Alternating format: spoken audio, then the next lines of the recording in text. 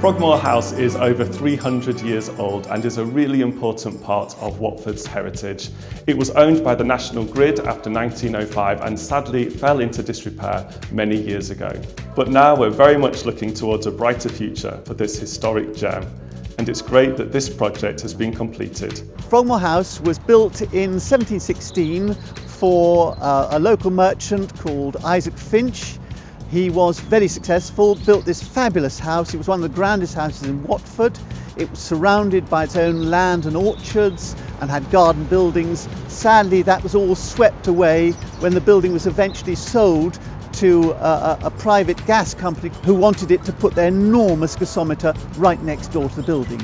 Luckily, that's all been now swept away and we've had an opportunity to restore the building.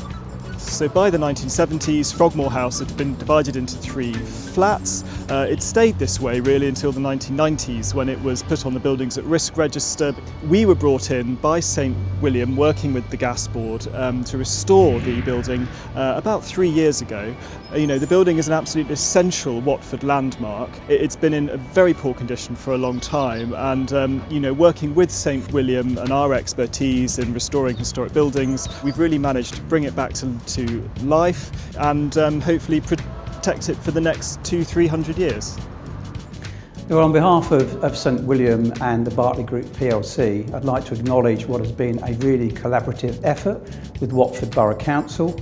And we've managed to restore this Grade 2-star listed building, and we look forward to seeing an end user come into this building very shortly to bring it back to a level of activity for the town. Everyone involved went to a great deal of effort to get this project done. It's not on council land, which made it especially difficult, but working really closely with St William, we've managed to get this project done.